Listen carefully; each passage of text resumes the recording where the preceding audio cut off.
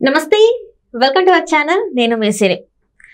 నార్మల్గా ఐపీఎల్ మ్యాచ్లకు కానీ ఇప్పుడు 5 ఏళ్లకు ఒకసారి వచ్చే ఈ పాలిటిక్స్ గురించి అంటే ఎన్నికల గురించి కూడా బెట్టింగ్ రాయల్లో అయితే మామూలుగా బెట్టింగ్ పెట్టారు. అయితే ఈసారి మాత్రం బెట్టింగ్ యాప్స్ కొంచెం డల్ అయినట్టు మనకి కనిపిస్తుంది. సో ఈ అంశాన్ని మనకు వివరించడానికి మనతో పాటు ఉన్నారు ప్రముఖ సీనియర్ జర్నలిస్ట్ జగదేవ్ గారు.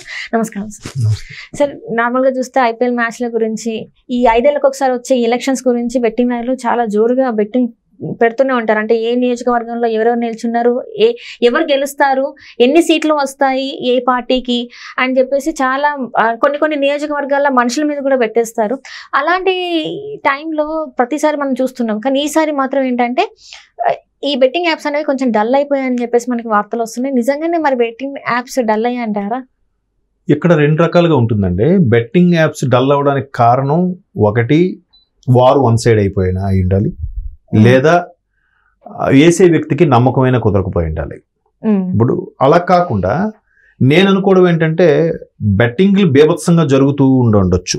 ఎందుకంటే ఈసారి జరగబోయే ఎన్నికలు అందరూ చెప్పేది ఏంటంటే యుద్ధాన్ని తలపించేస్తోందని. ఆల్రెడీ మనం న్యూస్లో కూడా చూస్తున్నాం. పలానా దగ్గర తలలు పగల కొట్టుకున్నారు, ఎక్కడ దెబ్బలు తగిలాయి, రకరకాలుగా వ్యక్తులు దూషణలు భాషణలు, ఏజెంట్లని లోపలికి రానివ్వకపోవడం, వీళ్ళు రాలేదని వాళ్ళు రాణించట్లేదని వీళ్ళు, రకరకాలుగా మనం చూస్తూనే ఉన్నాం. అయితే ఇక్కడ డల్ అయిపోవడానికి కూడా ఇంకో రీజన్ ఉండొచ్చు. ఎక్కువగా బెట్టింగ్ పెట్టేసరికి ఆ యాప్ పెర్ఫార్మెన్స్ డల్ అయిపోద్ది. ఒకేసారి ఇప్పుడు మనకు చూడండి, తిరుపతి దేవస్థానం టికెట్లు ఓపెన్ చేసిన, లేదా సంక్రాంతికి ఐఆర్సిటీసీ వాళ్ళు టికెట్లు ఓపెన్ చేసిన ఒకేసారి మనం పేమెంట్ కొట్టేవారు కదా బఫర్ అవుతూనే ఉంటుంది. అక్కడ డల్ అవ్వడం ఇన్ ద సెన్స్ పెర్ఫార్మెన్స్ ఎక్కువ మంది ఒకేసారి పడితే పెర్ఫార్మెన్స్ తగ్గిపోతుంది కాబట్టి డల్ అవ్వచ్చు. బట్ ఇక్కడ వార్ వన్ సైడ్ అయినా డల్ అవ్వచ్చు.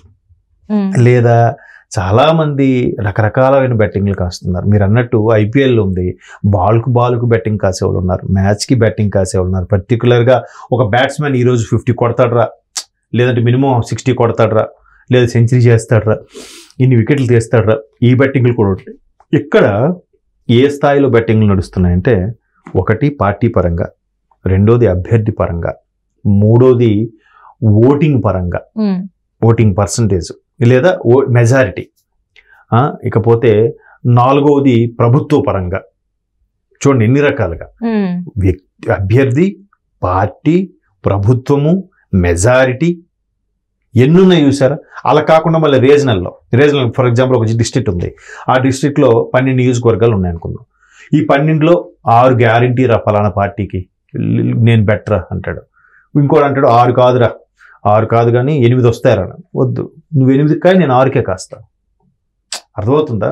హోరాహోరీగా పోటీ ఉన్నప్పుడు సగం ఈ పార్టీకి సగం ఆ పార్టీకి వస్తాయని బెట్టింగ్లు కాసుకోవడం. జిల్లాల పరంగా చూడండి ఎన్ని రకాలు ఉన్నాయి బెట్టింగ్లో. సో అలా ఉన్నప్పుడు పర్టికులర్గా అభ్యర్థులు ఉంటాయి. అభ్యర్థులు ఉన్నప్పుడు మనం ఇంతకుముందు చూసాం కూడా. ఇప్పుడు పవన్ కళ్యాణ్ గారు కానీ, లోకేష్ గారు కానీ, జగన్ గారు కానీ, బాబు గారు కానీ, లేదంటే ఇంకా కీలకమైన వ్యక్తులు ఉన్నారు కొంతమంది. ఉత్తరాంధ్రలో తీసుకుంటే ఒక రకమైన కీలకమైన వ్యక్తులు, రాయలసీమలో ఒక రకమైన కీలకమైన వ్యక్తులు. అలాగా అంటే మెయిన్ ఫెమిలియర్ వీళ్ళ పేర్లే చెప్పాను, ఎందుకంటే పార్టీ అధినేతలు కాబట్టి. సో అలాగ ఉన్నప్పుడు ఏమవుతుందంటే ఈసారి ఈయన గెలుస్తాడు, బట్ సమ్ ఎక్స్ అనేవాడు వై మీద గెలుస్తాడు, కానీ ఈయనకి 1,00,000 ఓట్ల మెజార్టీ గ్యారంటీ అంటాడు ఒకడు. లేదంటే ఒకడు అంటాడు అంత లేదురా 70-80 వస్తాయరా. ఒకడు అంటాడు 50,000 అంటాడు.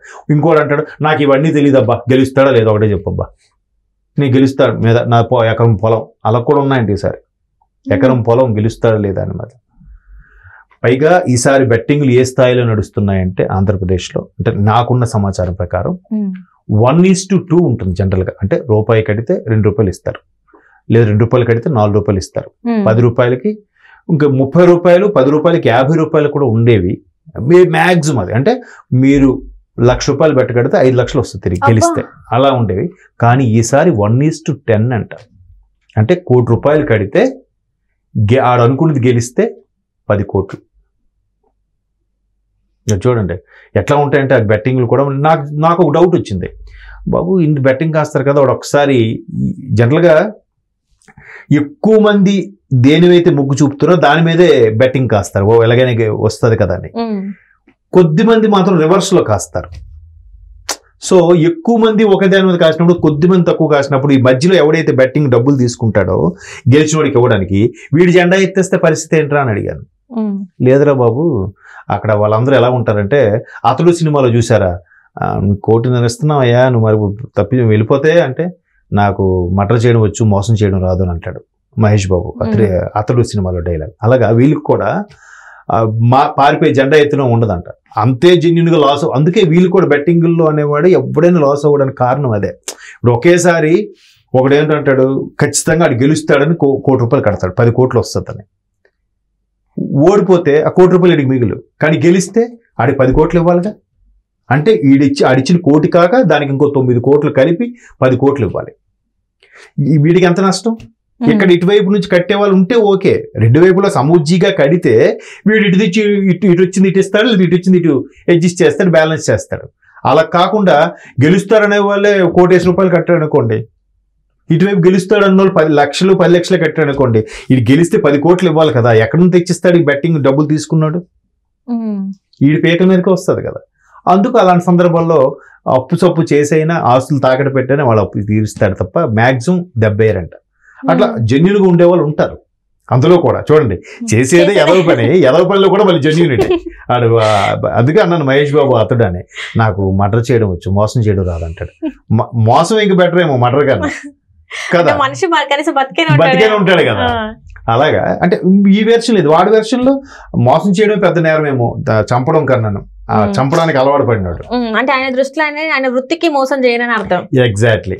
అది చూడండి ఎథిక్స్ అంటే అలా ఎందుకంటే ఒకసారి రామ్ గోపాల్ వర్మ గారు కూడా ఏదో చెప్పారు, దుబాయ్లో ఒక గ్యాంగ్స్టర్ అక్కడ దుబాయ్లో అసలు మర్డర్ చేయాలంటే వాడిని భయపడతాడు అక్కడ ఉన్న చట్టాలకు వాటికి. అట్లాంటిది దుబాయ్లో ఒక వ్యక్తిని మర్డర్ చేయించి, ముంబై నుంచి వ్యక్తుల్ని కొంతమంది తీసుకొచ్చి అక్కడ మర్డర్ చేయించి సుపారీ ఇచ్చి వాళ్ళని తప్పించడానికి ప్రయత్నిస్తే తప్పించకపోగా వాళ్ళు దొరికిపోయారు దుబాయ్ పోలీసులకి. దుబాయ్ వాళ్ళు యావజ్జీవమో ఉరిశిక్ష వేసేసారు, అయిపోయింది.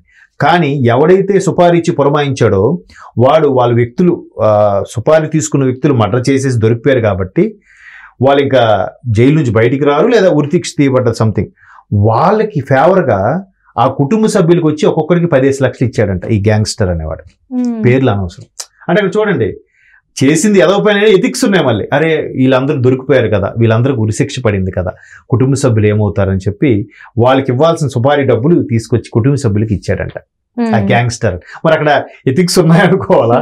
లేవు, మీరు అన్నట్టు చేసే వృత్తిలో ఎథిక్స్ ఉన్నాయి, ఏ పని చేసినా పర్ఫెక్ట్ గా చేయాలి. సో ఆ పని మోసం చేయకుండా వాళ్ళకి ఇచ్చినట్టు వాళ్ళ పనికి వాళ్ళు చేశారు, న్యాయం చేశారు. మీరు అన్నట్టు వాళ్ళ పనికి వాళ్ళు న్యాయం చేసేలాగా జరుగుతుంది. బెట్టింగ్ కూడా అంతే, మ్యాక్సిమం న్యాయం చేస్తారు. లేదు ఇక్కడ గెలిచేది పర్సెంటేజ్ వాళ్ళకు కట్టే డబ్బుల కన్నా ఆడికి ఇవ్వాల్సిన డబ్బులు ఎక్కువ వచ్చినప్పుడు కొంతమంది మోసం చేసి నీకు ఎంతే వచ్చింది తర్వాత ఇస్తా ఉంది దబాయించేస్తారు, కొంతమంది జెండా ఎత్తేస్తారు. రేరు, కానీ ఆడ అక్కడే ఉంటాడు. ఎందుకంటే మళ్ళీ ఇది ఒక్కటితో అయిపోలేదు కదా, ఇవాళ రేపు ప్రతిదీ బెట్టింగేనమ్మా. ఏముంది, వరదలు వచ్చాయి, వరదలు ఎంతమంది చనిపోతారు, అది కూడా బెట్టింగ్ కాసుకున్న వాళ్ళు ఉన్నారు, పిచ్చేదవులు. దానికి మనం ఏం చెప్తాం? సహాయం చేయాల్సింది పోయి బెట్టింగ్స్. మీరు నమ్ముతారో లేదో, ఇండస్ట్రీలో ఒక జంట విడిపోయి ఉంటారా కలిసి ఉంటారా అనేది కూడా బెట్టింగ్ కాసుకుంటున్నారంటే ఎంత దౌర్భాగ్యంలోకి వెళ్ళిపోయిందో చూడండి. అంటే వాడు 2 పెగ్గలేసి దేని మీద బెట్ట కడుతున్నాడో ఆడికే కావట్లేదు, అవగాహన లేకుండా.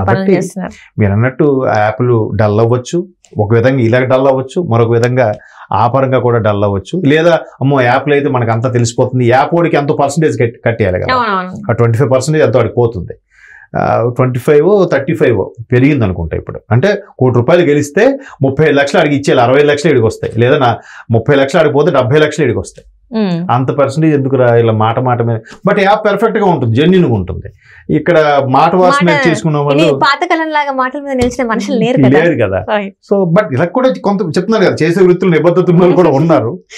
బట్ ఇది చూడాలి ఎలా జరుగుతుంది. Right sir, right. Thank you so much.